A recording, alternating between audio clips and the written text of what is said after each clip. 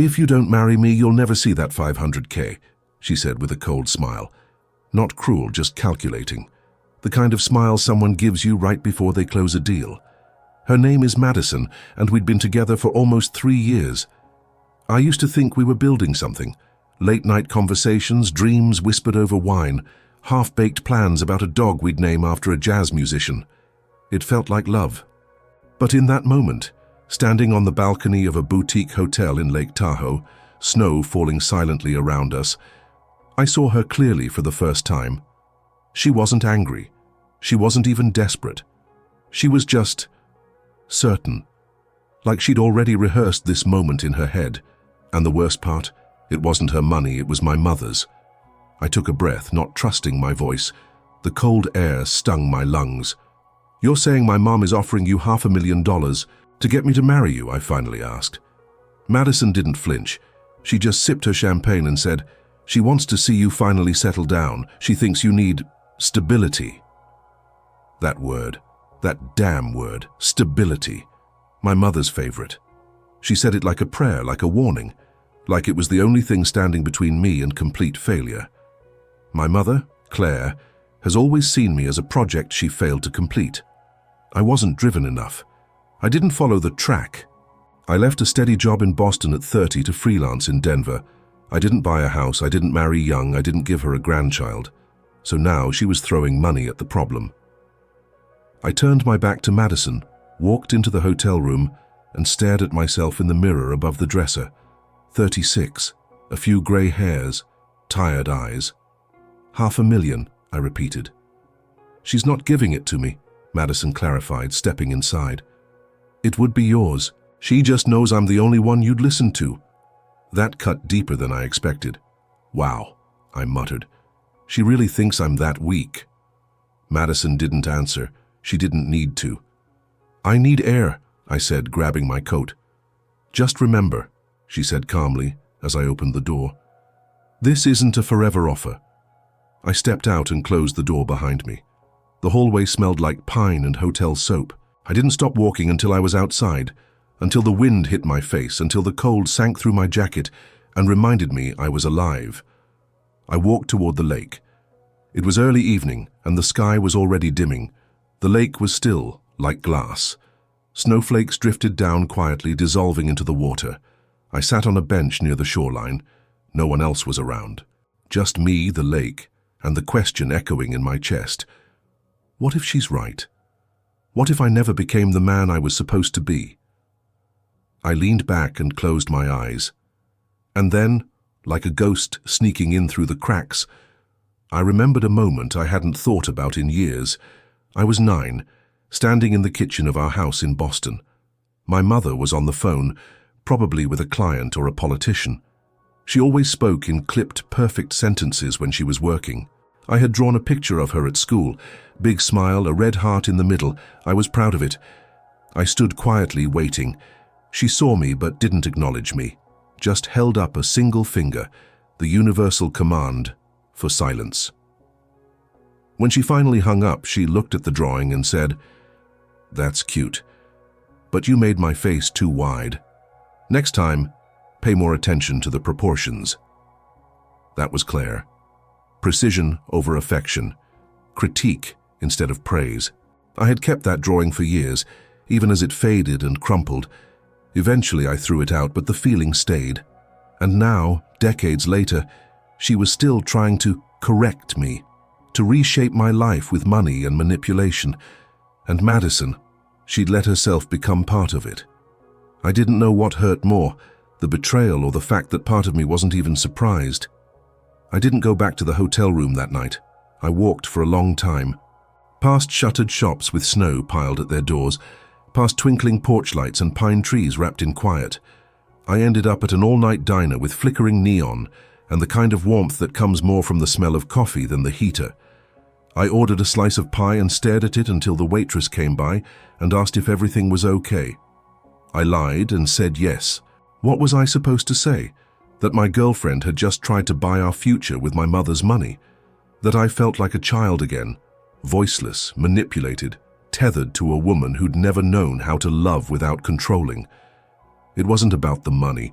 It was about what it meant. What it always meant with my mother. Compliance. The pie grew cold on my plate. And then, as if the universe couldn't help itself, my phone lit up. Mom. I almost didn't answer, but my thumb moved before I could stop it. Daniel, she said, her voice clipped and brisk like she was in the middle of a meeting. I assume Madison spoke to you. I didn't respond, just stared out the window at the snow-covered sidewalk. Daniel? I heard her. A pause. I thought it was time, Claire said. You're not getting younger. You need stability, a partner, someone to share the burden with. Burden. That's what she thought love was. A financial strategy, a weight to be carried. My father left when I was 5, and in all these years I'd never heard her speak of love with softness, just necessity. She said it was $500,000, I said. Claire sighed as if I were being dramatic. It's not about the money, she said. It's about giving you a foundation. You've spent your life drifting. I gripped the phone tighter. I'm not a leaf in the wind, I said low. You're not rooted, she replied, just as calmly. And roots matter. Look, Daniel, this isn't about pressure. It's about support. I believe Madison's good for you. She sees the parts of you that matter. She pushes you. I let out a laugh that didn't sound like one. She's pushing me, all right into a contract. She wants to build a life with you, Claire said. No, I corrected. She wants to cash in on one. The silence on the other end stretched out. When my mother finally spoke again, her voice was colder. You've always found reasons to run. From school, from Boston, from every relationship that asked anything of you. And there it was, the script, the accusation behind every gift, every favor, every conversation. I didn't respond. I'll wire the money next week, she added, but only if you make a commitment. I hung up, not out of anger, out of exhaustion. The next morning I checked out of the hotel and drove back to Denver alone. Madison didn't call. I think she knew it was over, or that I needed space. But as I pulled onto I-70, my hands on the wheel, the mountains rising like silent witnesses around me, I couldn't stop thinking about something my therapist once said. You're not avoiding your mother. You're still trying to earn her. I hated how true that felt. I spent the next few days in my apartment, barely leaving. I ignored texts, ignored the stack of unopened emails. I watched old movies with the sound low. I ate cereal for dinner. And then one night, while rummaging through a box I hadn't touched in years, I found something that stopped me cold. It was a letter, folded into fourths, yellowed with time. My mother's handwriting, from when I was in college, before I dropped out, before I left Boston for good. I unfolded it with shaky hands. Daniel, I don't know how to reach you anymore. Everything I say seems to push you further. I'm sorry I wasn't better at this, at being your mother. I thought structure meant love. Maybe I was wrong.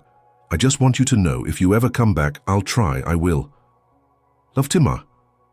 I sat there for a long time, the letter trembling slightly in my hands. She never sent it. I found it in a folder once, stuffed behind some legal documents. I took it, maybe because it felt more honest than anything she'd ever actually said out loud. And now, here I was, being offered money instead of words. But that letter, that old unsent buried letter, was the only time she'd ever said she was sorry, and I couldn't tell if it made everything better or worse. The letter stayed on my coffee table for days. I'd glance at it while brushing my teeth, while pouring cereal, while half watching reruns. It was like a presence in the room, quiet, heavy, impossible to ignore. Part of me wanted to burn it. Another part wanted to frame it. Instead, I just let it sit there, waiting. By day 4, I knew what I had to do. Not because I forgave her, not because I wanted the money, but because that single unsent letter cracked something open, something I'd spent years trying to keep sealed. I booked a flight to Boston. Landing at Logan Airport felt like stepping into an old coat that didn't quite fit anymore. Everything was familiar but distant, the way the city hummed with tension, the scent of salt and traffic, the kind of gray sky that never promised anything. I hadn't been back in almost 8 years. I took a cab to the neighborhood I grew up in, Chestnut Hill, a place where appearances mattered more than connections. My mother's house still stood like a monument to control. 3 stories, trimmed hedges, everything symmetrical. No lights were on. I sat in the car for a while before going up. The driver asked if I needed help with bags. "I'm not sure yet," I said and stepped out. I rang the bell, and when she opened the door I saw it, just for a second, the flicker of surprise, maybe even relief. But then it was gone, replaced by the usual mask. Perfect posture, lipstick precise, eyes sharp. "Daniel," she said, "you came." I nodded. She stepped aside and I walked in. The house smelled like lemon polish and something faintly floral, always the same. We sat in the living room. She offered tea. I declined. There was a long, stretched-out silence between us. Then, "I didn't expect you," she said. "Didn't you?" I asked. "I meant what I said about the money," she replied, hands folded neatly. "I believe it's time you invested in your future." I studied her, the way she avoided eye contact, the way her voice wavered slightly despite her effort to appear composed. "You wrote me a letter once," I said quietly. "In college. You never sent it." She blinked, visibly thrown off, then looked away. "I don't know what you're talking about." "Yes, you do." She was silent for a beat. Then, "I don't remember writing it." I reached into my coat pocket and unfolded the letter. I placed it on the coffee table between us. She stared at it like it might explode. "I found it after I left," I said. "Stuffed in a folder. You said you were sorry, that you'd try." Her lips parted, then closed again. "I must have written that after we argued about your major," she said. "You wanted to switch to art. I wanted you to choose something sustainable. You said structure meant love." She looked at her hands.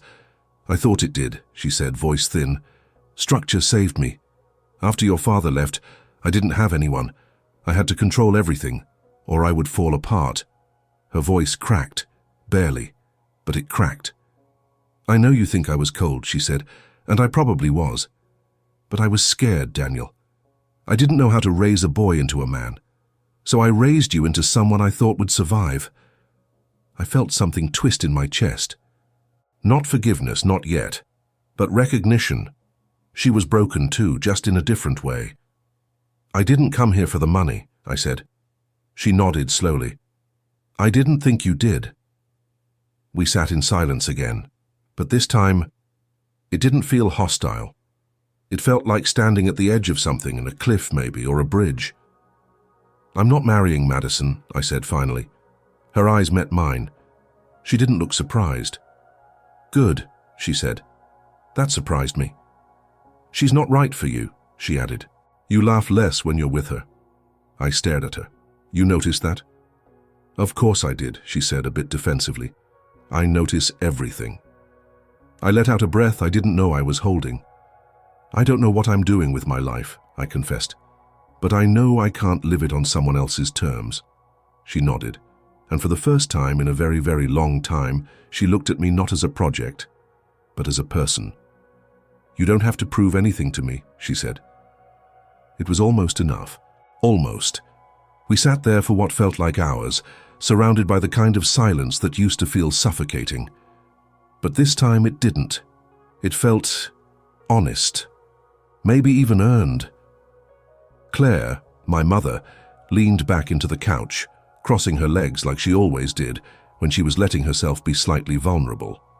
It wasn't much, but I recognized it. A small surrender. I looked around the living room. Nothing had changed. Same grand piano she never played. Same abstract paintings she swore were investments. Same photo of me at 17, forced smile, a graduation cap slightly crooked, her hand tight on my shoulder. "You ever think about moving?" I asked. She raised an eyebrow. "From here?" I nodded. "Feels like a museum." She gave a short laugh, the kind that barely touched her mouth. "It's not a home, I know," she said. "It never really was." That stopped me. "I thought it was just me," I said. She looked at me then. really looked. Her eyes were a little softer than before and a little tired. "I tried to make this place mean something," she said, "to prove I could hold it all together after your father left. I filled it with things I could control, art, furniture, you." That last word hung in the air. I didn't let it slide. "You couldn't control me, Mom." "No," she said, almost to herself. "But I tried." I stood up and walked to the fireplace, ran my fingers along the cold marble. There was a photo tucked beside the mantel, one I'd never seen. It was me, maybe 5 years old, sitting on my father's shoulders. We were both laughing, pure, unfiltered joy. "Why do you keep this?" I asked. She hesitated. "I wanted to remember that I didn't always fail," she said. I turned to her. "You didn't fail." She shook her head, a bitter smile playing on her lips. "You don't have to lie." "I'm not lying," I said, firmer now. "You were harsh and controlling. And you never said you were proud of me. Not once, but I know you didn't mean to ruin me. You were just scared." She flinched but didn't argue. And I realized something in that moment, something that made my stomach turn. She wasn't just scared back then. She still was. Scared of losing what little she had left, scared of being alone, scared that I'd walk out again and not look back. That's why she offered the money. Not just to get me married, to get me anchored, to keep me close in some twisted way. "I should have written more letters," she said suddenly. I looked at her. "You should have said the things you wrote," I replied. A silence passed between us. Then she asked, "Do you hate me?" The question hit harder than I expected. "No," I said. "I don't hate you, but I hated who I became around you." She nodded. "That's fair." Another beat of silence. "I don't want your money," I added. "Not for marrying someone, not for anything." She closed her eyes briefly, then opened them again. "It's yours anyway," she said. "One day, all of it. But I'll stop trying to use it like a leash." There was something strangely freeing about hearing that. And also sad. Because it shouldn't have taken this long. "I'm staying at a hotel downtown," I told her, "for a few days." She nodded. "Come for dinner tomorrow," she said. "No expectations, just food." "Home cooked?" I teased. She smirked. "Don't push it." I smiled, a real one. As I grabbed my coat, she walked me to the door. Just as I stepped out, she said my name. "Daniel." I turned. "I meant the letter," she said. "Every word. I just didn't know how to say it out loud." I gave her a nod. "That's a start." And then I stepped out into the cold Boston evening. The air smelled like snow and old trees. My breath came out in clouds. I didn't feel fixed. But I felt something else. Like I'd just opened a door I'd spent years pretending wasn't there. I sat on the edge of the hotel bed that night, staring at the skyline through the wide window. Boston glittered in silence, familiar, distant, almost surreal. Somewhere out there, in a quiet, too big house, my mother was probably sitting alone, maybe staring at the same sky from a different window. It was strange how fast the past came back, not in big, dramatic waves, but in flashes. A hallway, a scent, the sound of her heels on the wooden floors when I stayed out too late, the way she'd leave my report cards on the kitchen counter without a word, just a red pen circling every B. That night, I didn't sleep much. The next afternoon, I drove to her house. I half expected something cold, maybe her usual takeout disguised as homemade. But when I walked in, I was hit by a familiar smell. Roast chicken, real roast chicken. The kind she used to make once a year, Thanksgiving if we weren't fighting. She was in the kitchen, apron on, hair pulled back. "You cook now?" I asked, hanging up my coat. She didn't turn around. "Don't flatter yourself, I made an effort, that's different." But there was something in her voice, almost playful. We ate at the long dining table we never really used. No guests, no speeches, just the two of us. She served too much food, like always, poured too much wine, even though she barely drank. It was quiet for a while, peaceful even. And then she asked the question I knew was coming. "Are you going back to Madison?" I shook my head. "She wasn't the problem," I said. Not entirely, but I think I kept her around because I didn't know how to want more. Claire looked up. Her eyes were sharp, but not judgmental. You mean emotionally? I nodded. I learned to settle, to be with people who didn't ask much of me, because that felt safer than trying to be known. She didn't say anything for a while, just sipped her wine and stared at her plate. I suppose that's my fault, she said. I'm not here to assign blame, I replied. But yeah, some of it is. She gave a small nod. I made love feel transactional, like everything had to be earned. You still do, I said. That money, it wasn't a gift. It was a leash, like you said. She winced. I was afraid. I know. And then carefully I added, I was too. We sat with that for a moment. The sound of the heater kicking on filled the silence. I wanted to raise a son who was strong, she said, independent, but I ended up making you afraid of closeness. I swallowed the lump in my throat. I wanted a mom who'd say she was proud of me, not just because I made good decisions, but because I existed. She closed her eyes briefly, like the words stung more than she'd expected. I am proud of you, she said. I just never learned how to say it without sounding like I was grading you. It was the first time I'd ever heard those words from her. I believed her. Dinner ended quietly. She offered dessert. I declined. We moved to the living room where I sank into the couch that used to feel too stiff, too proper. Now, it just felt old.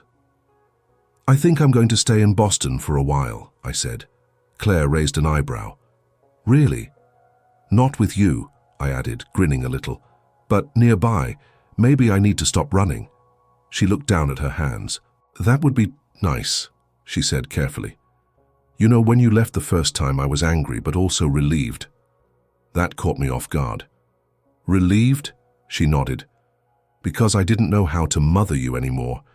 You were too old for rules, and too young for distance. I was afraid I'd hurt you more if you stayed. You did hurt me, I said softly.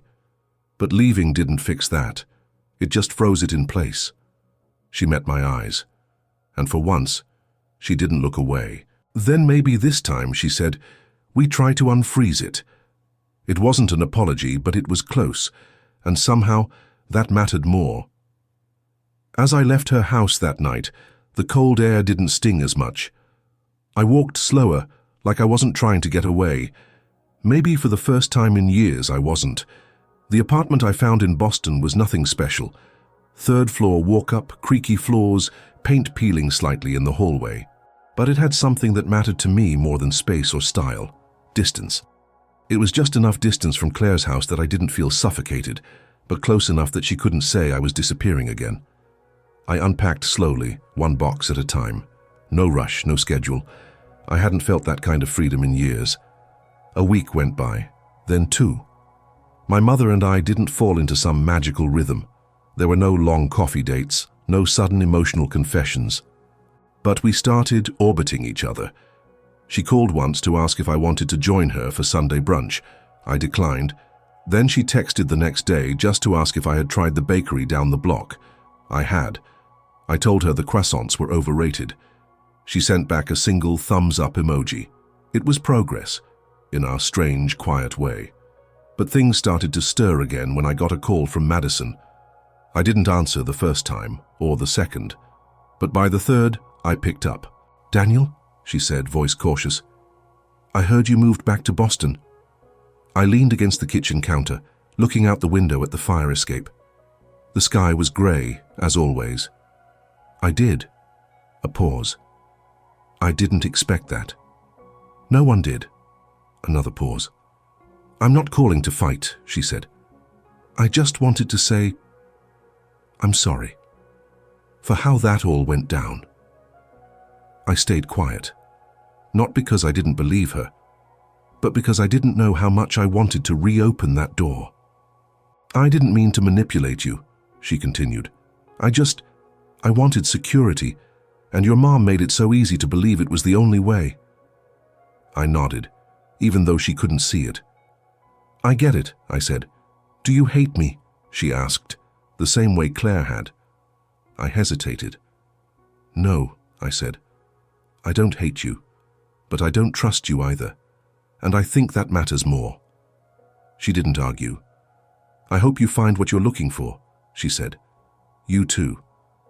And that was it. No drama. No closure wrapped in a bow. Just two people no longer pretending. Later that week, Claire invited me to dinner again. This time she didn't cook. She made reservations at a small Italian place in Beacon Hill. Not her usual kind of place. It was cozy, noisy, full of mismatched plates and servers who talked too fast. She was already seated when I arrived, a glass of red wine in front of her. She smiled when she saw me. A real smile, not the polite social one. "You're late," she said. "You're early," I shot back. We both smirked. Over dinner, she asked about my freelance work, not in that passive-aggressive way she used to. "How's the little design hobby going?" But real questions. What kind of clients? What do I like designing? Do I ever think of teaching? I told her the truth. Some days I loved it. Some days I wanted to throw my laptop off a balcony. She laughed. Not a big laugh, but it was there. After the plates were cleared and coffee was poured, she said something I didn't expect. "You know, I found a letter from your father." I looked up, startled. "You what?" "In the attic," she said. "In a box I hadn't touched in years. It was addressed to you. He never mailed it." Something dropped in my chest. "Why didn't you tell me before?" "I wasn't sure if it would help or hurt." "Where is it?" She reached into her purse and pulled out an envelope. Yellowed, the handwriting unmistakably his. I stared at it for a long time before reaching out. "I haven't read it," she said. "I thought, maybe that part belongs to you." I nodded slowly and slipped the envelope into my coat pocket. It felt heavy, like a stone or a key. As we left the restaurant, snow had started to fall. Claire pulled her coat tight and turned to me. "I didn't handle his leaving well," she said. "And I certainly didn't handle raising you alone the way I should have. But I hope you'll keep trying to know me, the real me, not just the woman who yelled at you about grades." I looked at her, this woman who had been a fortress for most of my life, and saw for the first time someone who was just as scared of love as I was. "I'm trying," I said, and this time I meant it. I didn't open the letter right away. I took it home, set it on the kitchen counter, and stared at it like it might burst into flames if I turned away. A part of me wanted to rip it open and devour every word, but another part, the bigger one, was afraid of what it might say, or worse, what it wouldn't. My father had been a shadow most of my life. He left when I was 5, no goodbye, no explanation. Just one day his side of the closet was empty, and my mother stopped saying his name. Claire never remarried after her second husband. She had lovers, flings, quiet, controlled relationships that never made it past the front door. But the man who left us both had left a deeper silence behind. And now there it was, his voice sealed in an envelope, waiting. That night, I sat in bed with the letter in my lap. The apartment was dark, except for the glow of a single lamp. Snow tapped gently against the window like it was asking permission to come in. I opened it. The paper was thin, and the ink slightly smudged. The handwriting slanted, familiar and foreign all at once. "Daniel, I don't know if this will ever reach you. I don't know if I deserve for it to, but I need to write it anyway. I left because I was a coward. Not because of you. Never because of you. I was drowning in my own fear, in the weight of who I thought I was supposed to be. Your mother, she's strong in ways I never was. I thought she'd do better without me screwing it up further. But that doesn't mean I didn't love you. I did. I still do. I just didn't know how to stay. I hope one day you'll understand the difference between leaving and letting go. I wasn't brave enough to face the hard parts. I hope you are. Love, Dad." I didn't cry. I just sat there holding the letter, feeling something loosen inside me. Not forgiveness, not yet, but clarity. His words didn't erase the years of silence. They didn't fix the way I used to scan crowds as a kid, hoping I'd see him by accident. But they were real. He admitted it.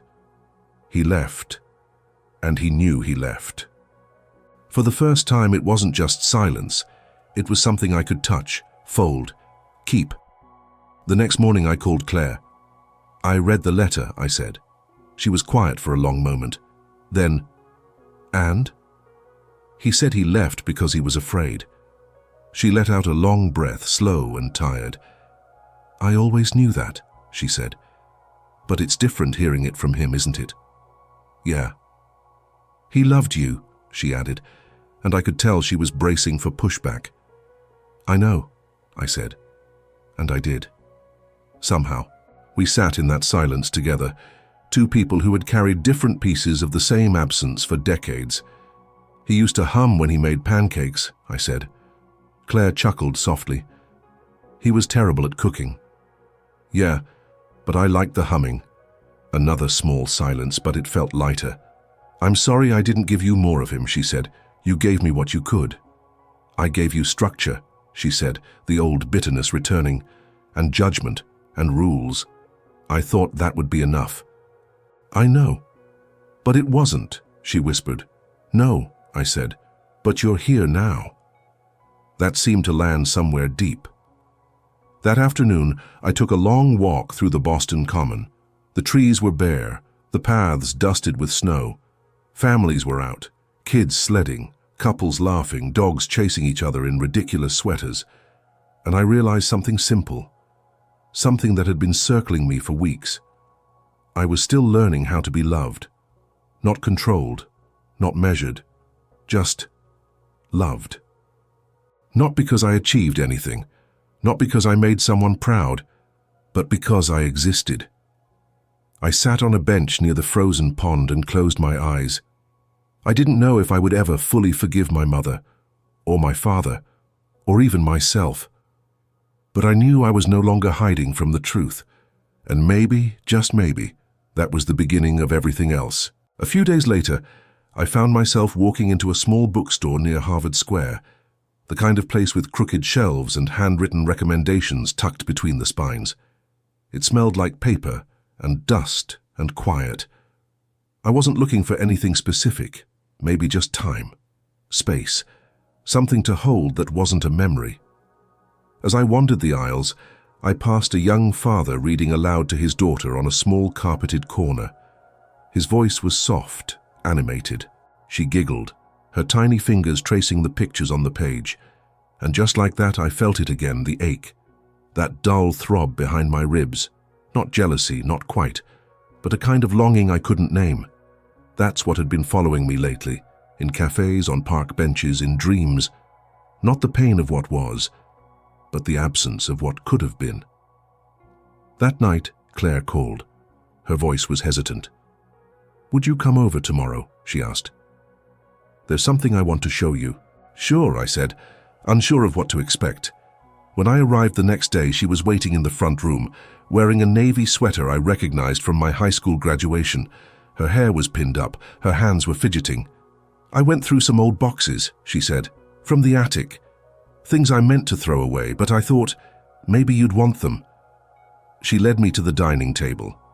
On it sat 3 boxes, plain, cardboard, taped neatly. She cut them open one by one. Inside were fragments of a forgotten life, photos I didn't know existed, my old baseball glove, letters I'd written her from summer camp but never sent, drawings, report cards, even a tiny crooked clay ashtray I'd made in 2nd grade, the one I thought she'd thrown out because she said it smelled like glue. "I kept everything," she said, eyes on the box, "even when I didn't show it." I sat down slowly and picked up a photo. Me at 6 years old, sitting on her lap. She looked tired, younger, her smile strained but real. "I didn't know these existed," I said. "I couldn't look at them," she whispered. "Back then, I couldn't bear remembering the softness. It made me feel like I was doing it wrong." I looked at her. "You weren't doing it wrong, Mom. You were just doing it alone." She nodded, eyes glassy. "And afraid," she added. "Always afraid." We sat in silence for a long time. She pulled out a thick envelope from the bottom of one of the boxes. "These are letters your father sent in the first few years after he left. I never gave them to you." I took the envelope, heart racing. Why? I was angry, and proud, And stupid, she said. I told myself you didn't need them, but the truth is, I didn't want to share you. I ran my fingers over the flap. Do you want me to read them now? No, she said. They're yours now. Do with them what you want. That night, I read every single one. Some were clumsy, others were desperate. All of them bore a father's voice that had been silent for too long.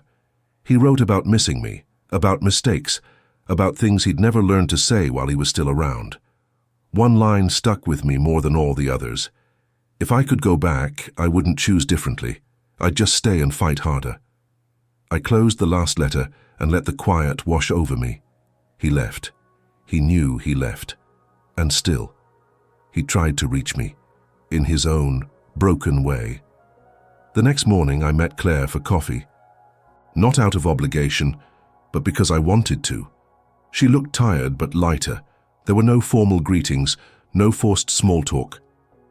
We sat across from each other, both sipping slowly. After a while, she said, "Do you ever wish things had been different?" I took a long breath. All the time. Me too, she said, her voice nearly a whisper. But we still have time, don't we? I nodded. We do. She reached into her purse and pulled out a small box, the kind used for jewelry. Inside was a watch. My grandfather's, I realized instantly, the one I used to ask about when I was a kid. He wanted you to have this, she said. I just wasn't ready to let go of it until now. I took it in my hands. The band was worn, the glass slightly scratched, but it ticked. Steady, alive. Thanks, I said. Claire smiled. For what? For not throwing it away. We both knew that wasn't just about the watch. The watch sat on my nightstand that week, ticking softly in the dark. It became a kind of metronome for my thoughts. Steady, unrelenting, honest. Every second a reminder that time moves whether we're ready or not. I found myself watching it at night, listening to it in the silence, thinking about how long I'd waited for things that never came. Apologies, explanations. Love, uncomplicated and unearned. But now, there were signs of something different. One night, Claire invited me to a small gallery opening. It was a local artist, abstract landscapes, soft colors, not her usual taste. But she'd been volunteering at the Community Arts Board, she said, a new attempt at living for something beyond perfection. I almost said no. Crowds weren't really my thing, but something in her voice, hopeful, almost shy, made me accept. When we arrived, she introduced me to two people she'd met through the board, a couple warm and curious. She didn't call me my son the designer or my son who's just figuring things out, like she might have in the past. She just said, "This is Daniel." That was enough. We walked through the gallery side by side, stopping occasionally in front of a painting. She didn't try to impress anyone. She didn't talk too much. She just looked, really looked, at the art and then at me. At one point, she turned to me and said, "Do you remember when you painted that forest scene in 3rd grade? The one with the red sun?" I laughed. "You said it didn't make sense, that the sun's never red." "I was wrong," she said. "It was beautiful." It took me a second to answer. "Thanks."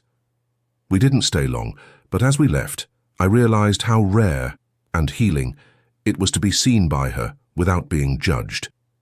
The next day, I walked past a children's bookstore and saw a father inside, holding his daughter in one arm while pointing to a book with the other. It stopped me cold, not because it made me sad, but because it made me imagine. I'd spent so much of my life afraid to picture a future. Love felt conditional, family transactional. I'd learned to protect myself by wanting less. But now, maybe I wanted more. That afternoon, I called Claire. "What was Dad like before he left?" She paused. "He was funny," she said finally. "Quick-witted. He could make me laugh at funerals, and once he did. But he was also inconsistent, dreamy. The kind of man who started 100 projects and never finished one." "Did you love him?" "Yes," she said. "But I think I loved the idea of him more. The version I hoped he'd grow into." I let that sit between us. I think that's how I loved Madison, I said. I kept waiting for her to become who I needed. Claire was quiet. Sometimes, she said softly, the hardest thing to do is accept the version of someone that's standing right in front of you. There was a pause. Even if that someone is your own child. My throat tightened. I'm not a failure, you know, I said. I know that now, she replied, but I still struggle, still feel like I've got to earn every bit of peace I find. Her voice cracked a little.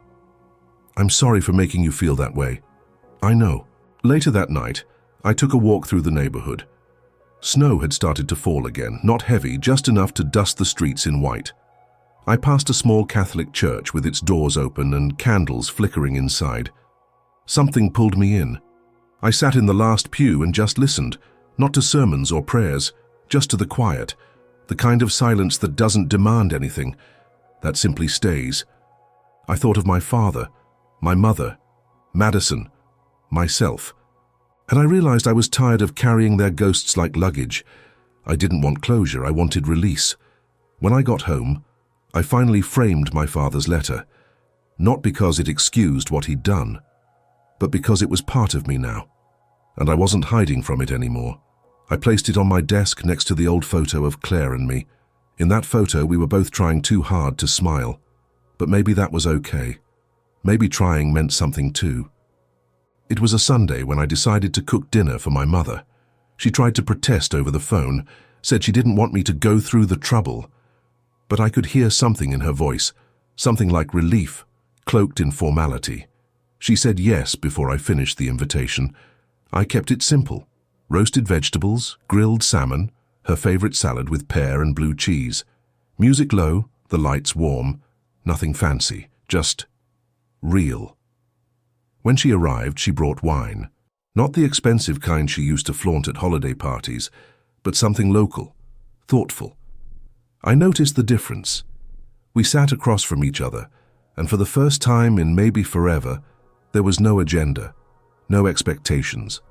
Just two people who'd once been strangers in the same house trying to be something else now. Halfway through the meal, she said, "Do you ever think about what your life would have been like if he'd stayed?"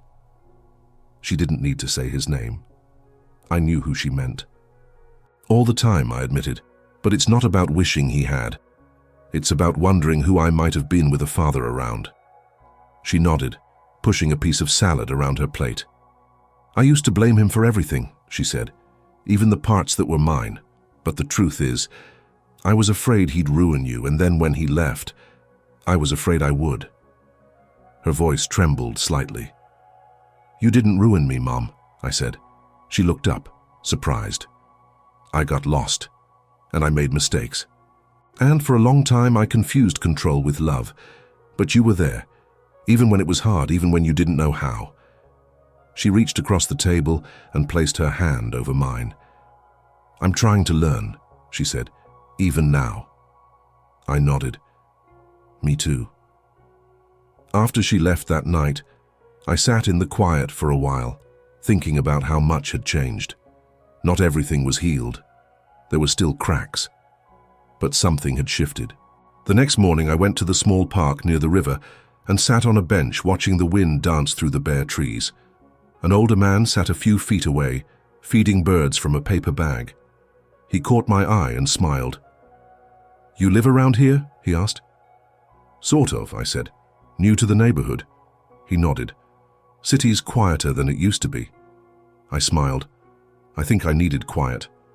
He looked at me for a moment, then said, We all do, eventually.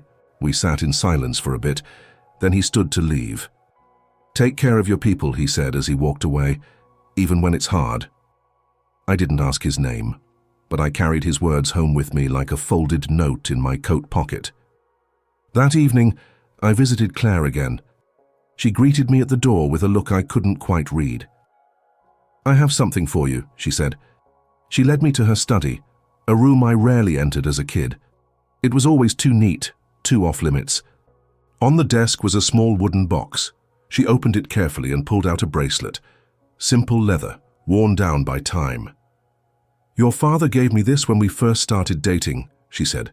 He made it himself, said it was the only thing he'd ever finished.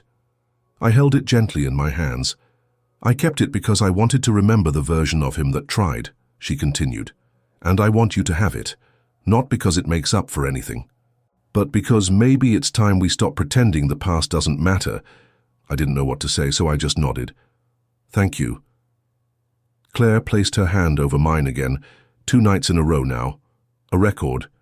We didn't say much after that, just sat in the study, the bracelet between us, and the air heavy with memories neither of us needed to escape from anymore. That night, back in my apartment, I put the bracelet on the shelf next to my father's letter and the old photo. Each object told a story I hadn't been ready to hear for most of my life, but now I was listening. And slowly, finally, I was beginning to understand. The day I decided to visit my father's old neighborhood, it wasn't planned. I was walking through the city, trying to clear my head, and somehow my feet carried me there. Dorchester, the side of Boston I'd only ever heard about in vague, dismissive comments from Claire. It was quieter than I imagined. Weathered porches, peeling paint, kids riding bikes in the street. A neighborhood that felt lived in, not curated. I didn't know what I expected to find. A clue, maybe. A thread that would lead somewhere. But all I found was a tiny park tucked between 2 apartment buildings, a rusted swing set, a bench under a tree. I sat down, feeling out of place and oddly at home all at once. I took out my phone and opened one of my father's letters again. Rereading his words in the place he might have walked years ago felt like touching something sacred, something unfinished. He wrote about this neighborhood, about walking me here in a stroller when I was a baby, about buying ice cream from a truck that used to park outside every Friday, about how I'd laugh at the jingles. I couldn't remember any of it, but now, sitting there, I could almost hear the music. Almost. Later that night, I told Claire where I'd gone. Her voice stiffened. I didn't think you'd want to go there, she said. Why not? Because it was where he unraveled. I paused. Or maybe where he felt most like himself. She didn't answer at first. Then, maybe. We were quiet for a while. Then she said, he wasn't all bad, you know. He had these pockets of light in him, they just didn't last long. I think I've been afraid of turning into him, I admitted. You're not him, she said. But I have his softness, his way of drifting. You tried to beat it out of me. I did, she said honestly, because I didn't know how to love softness. It felt too close to weakness, and I couldn't afford weakness back then. I'm still learning how to be soft without being afraid, I told her. She looked at me then, really looked. I'm still learning how to let softness stay, she said. A week later, I invited her to an art show. Mine. It wasn't a big event, just a local gallery that featured freelance designers and digital artists once a month. But I'd submitted a piece, a digital collage titled Unsent Letters. When she arrived, I saw the hesitation in her eyes, the crowd, the casualness, the unfamiliar energy. But she stayed. She stood in front of my piece for a long time. It was layered, old textures, fragments of scanned letters, an outline of a boy fading into the shape of a man. At the center was a line from my father's letter. I hope you'll understand the difference between leaving and letting go. After a long moment, Claire turned to me. It's beautiful, she said. Thanks. No, Daniel, I mean it. It's not just technically good. It's honest. I hadn't realized how badly I needed to hear that from her. We walked through the rest of the gallery in silence, side by side. As we were leaving, she said, I think your father would have liked it too. I smiled. Maybe. Then she added, he would have cried, you get that from him. I laughed. Yeah, I figured. That night I sat in bed watching the snow fall again. The city outside was quiet, my apartment was warm, and for the first time in years, I didn't feel like I was in hiding. The past hadn't disappeared, it never would, but it had stopped chasing me. I looked over at the shelf, the letter, the bracelet, the photo. I thought of my mother, her voice softer now, her hands less guarded. I thought of my father, his absence now filled with words, and I thought of myself, still here, still healing, still hoping. In early spring, something changed. It wasn't dramatic.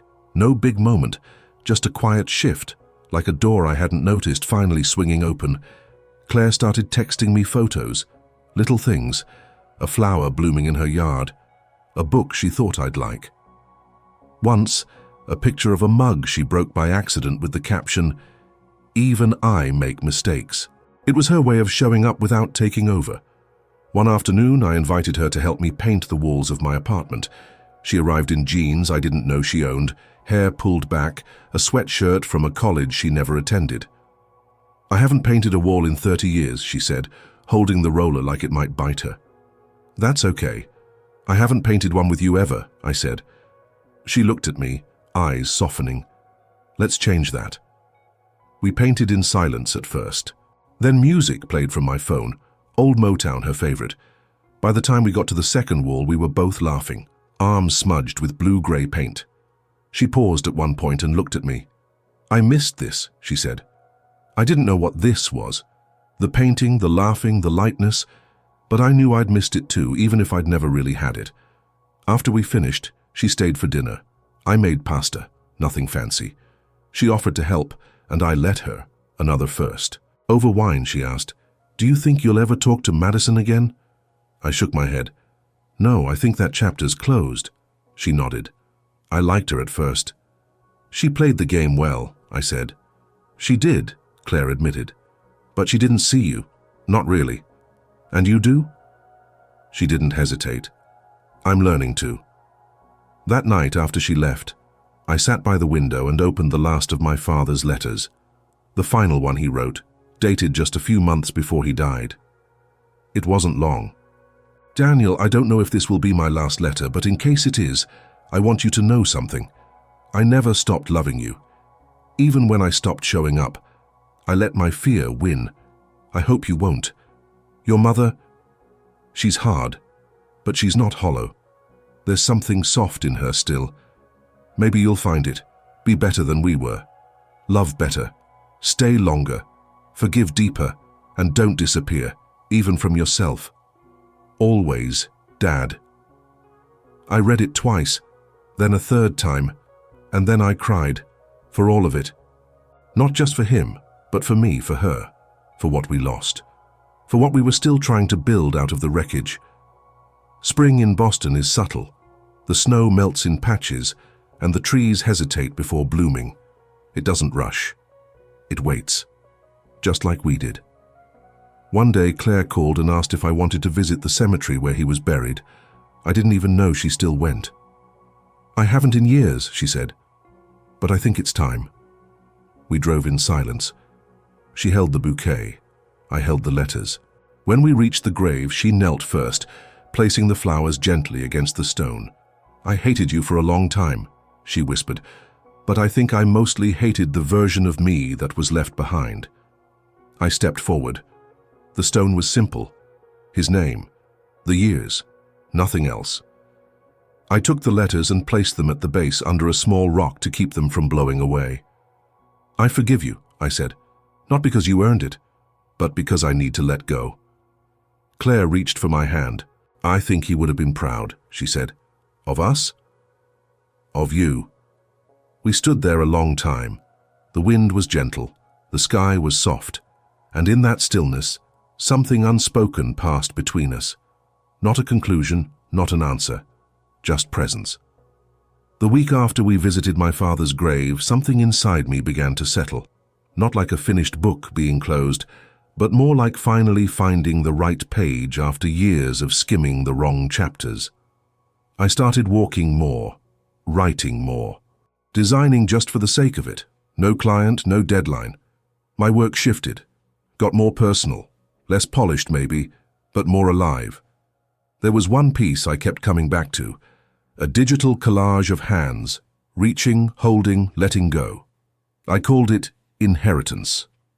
One afternoon, Claire stopped by my apartment without calling first. I opened the door expecting urgency, but she just held up 2 coffees and said, "I figured it was time I practiced showing up without being invited." I laughed and let her in. She sat at the kitchen counter while I worked, flipping through one of my sketchbooks without speaking. It used to make me anxious, her silence. I'd fill it with nervous chatter, waiting for the inevitable critique. Now, I let it breathe. Eventually she said, "You've got his lines." I looked up. "What do you mean?" "Your art. There's something about the way you layer things. It reminds me of the way he used to draw when he was thinking. I didn't know he'd ever drawn." "I threw most of it away," she admitted. "I regret that now." "You kept some of mine," I reminded her. She smiled. "I'm learning what to hold on to." Then she reached into her purse and pulled out something wrapped in tissue paper. "I found this last week. It was behind the piano. I thought I'd lost it." Inside the paper was a photo, faded and frayed at the edges. It was of the three of us. Me, maybe 3 years old. Claire with softer eyes. My father with his hand resting gently on my back. None of us were looking at the camera. We were just there, together. "I forgot this existed," I said, running a finger along the edge. "I think I tried to forget," she replied. But forgetting didn't heal anything. It just made the remembering harder. We pinned the photo to the corkboard in my hallway, not as a monument, just as something true. A few nights later, Claire invited me to dinner, but not at her house. She'd made a reservation at a small place she'd never been, in a neighborhood she used to avoid. I could tell she'd been nervous about picking it, but I didn't say anything. I just went. When I arrived, she was already seated, a worn notebook beside her plate. "I started writing again," she said, "journaling. Nothing fancy." I raised an eyebrow. "You? Writing feelings?" She smirked. "Don't mock me. I'm a work in progress." I smiled. "So am I." Dinner was quiet, comforting. And when the check came, she didn't fight me over it. Just let me pay, like a subtle acknowledgement that I could stand on my own. As we stood to leave, she said, "Do you think we'll ever really be okay?" I paused, then said, "I think we already are. In a different way." "Different how?" "Not pretending." She nodded slowly, like she was filing that answer away to revisit later. That weekend, I hosted a small gathering at my apartment. A few friends, some neighbors, nothing big. Claire came late as usual, but she brought a pie, store-bought. But she'd put it on a plate like she'd baked it. Old habits. She didn't try to control the evening. She didn't dominate the conversation. She sat on the couch and laughed with strangers, complimented the music, asked people about their lives without offering unsolicited advice. I watched her from across the room, and for a moment, I felt something I hadn't felt in a long time. Gratitude, not just for who she was becoming, but for the fact that she'd chosen to try, and that I had too. Later that night, after everyone left and the apartment fell quiet, I stood at the window and watched the city lights flicker in the distance. I didn't know what would come next, but I knew the silence no longer felt like a punishment. It felt like peace. Spring turned to early summer, and with it came more light, longer days, warmer evenings, and the kind of quiet that didn't feel so heavy anymore. Claire and I kept meeting, sometimes for lunch, sometimes just a walk. It wasn't constant and it wasn't perfect, but it was consistent. And that, for us, was something new. One afternoon, we sat on a park bench near the Charles River. She was watching the rowers glide across the water, their oars slicing the surface with practiced rhythm. She turned to me unprompted and said, "You know what I regret the most?" I didn't answer. I let her fill the space. "I regret never sitting still with you. When you were young, I was always moving, cooking, cleaning, correcting. I thought that was love, but it was just noise." I looked at her. "You can sit still now." She smiled. "I'm learning." The breeze rustled the trees above us, and we just sat there, not talking, not planning, not repairing, just existing, side by side. A week later, she invited me to her house, but this time it wasn't just for dinner. She wanted to go through my father's things. "I think it's time," she said, "but only if you want to." I did. We opened the hall closet, the one she used to keep locked. Inside were boxes, yellowed with age, labeled in her handwriting, "Jack's things." We carried them to the living room, dust dancing in the sunlight through the tall windows. Inside, we found pieces of a man we'd both tried to forget. Old journals, vinyl records, a broken camera, a watch that no longer ticked, a folder with faded black and white photos, his parents, a dog, me as a baby. Claire held up a letter. "This one's for me." She read it silently, lips trembling. Then she folded it carefully and placed it on her lap. "I used to think he ran from responsibility," she said. "But I think maybe he ran from his own shame." I nodded. "He saw the cracks before we did." She turned to me. "And I tried to fix everything with control. We were all just trying," I said. She reached over and pulled out an old, unopened envelope from the bottom of one box. There was no name on it. Just one word scribbled in my father's handwriting. "Sorry." Claire handed it to me. "You should read it." Inside was a torn page from a notebook, written in shaky pen, smudged in parts. "Claire, I never knew how to be the kind of man you needed. You were always 10 steps ahead and I was barely standing. But I didn't leave because of you. I left because of me. I broke everything I touched. But I loved you. That part was true. I'm sorry I didn't know how to stay. Jack." Claire closed her eyes and exhaled. Then she said something I'll never forget. "I hated him for a long time, but I also loved him longer than I admitted." She folded the letter and held it against her chest. "I think I can forgive him now," she whispered. And maybe, without meaning to, she was forgiving herself too. As we packed the boxes back up, I found one final item buried under old receipts and tangled headphones. It was a cassette tape. No label, no case. Claire raised her eyebrows. "Do you even own a cassette player?" "I think I know someone who does."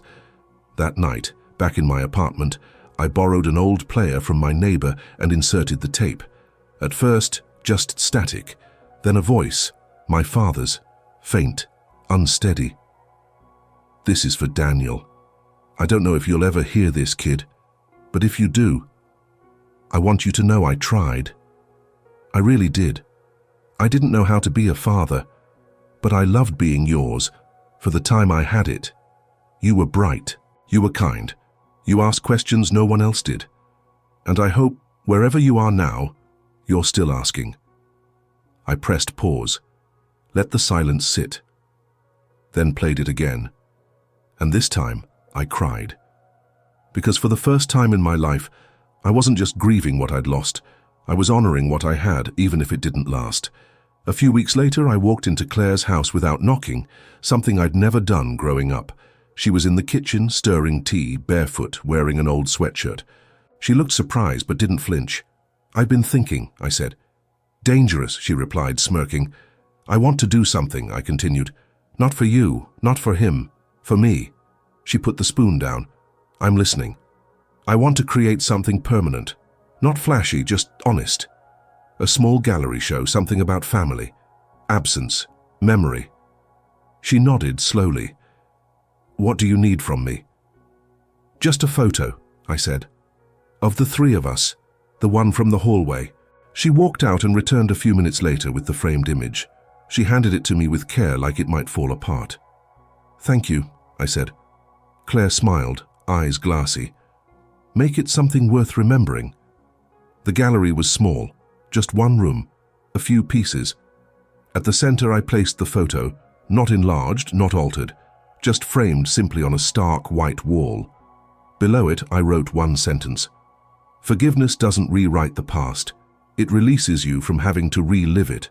Visitors came and went. Some lingered, others didn't understand. Claire came alone on a rainy afternoon. She stood there for a long time. When she turned to me, she said, "It's beautiful." I nodded. "I'm glad you're here." And I meant it, not just in the gallery, in my life. The next day she gave me a box.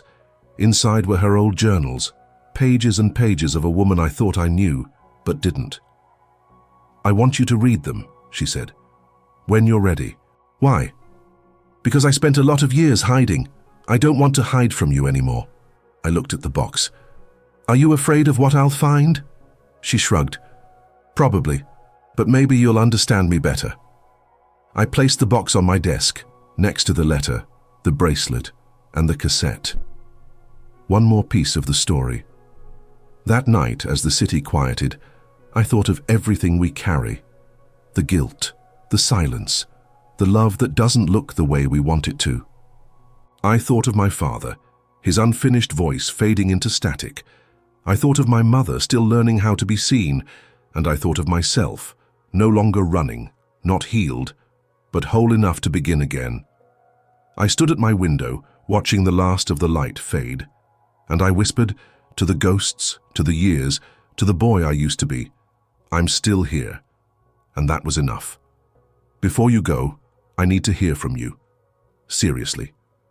Have you ever carried a silence this heavy?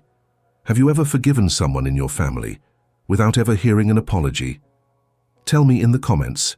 Share your story, even if it's just one sentence, because someone else reading might need to know they're not alone. And if this story moved you even just a little, do me a favor. Share this video with someone who needs it. Subscribe to the channel so you don't miss what's coming next. And make sure to watch the next story. It's right here on the screen. Trust me, it's one you won't want to miss.